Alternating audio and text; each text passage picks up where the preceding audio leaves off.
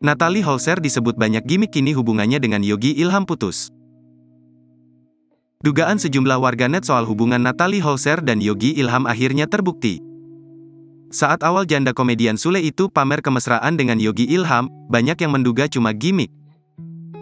Mereka menerka jika isu hubungan itu mulai reda, Natalie dan Yogi bakal putus.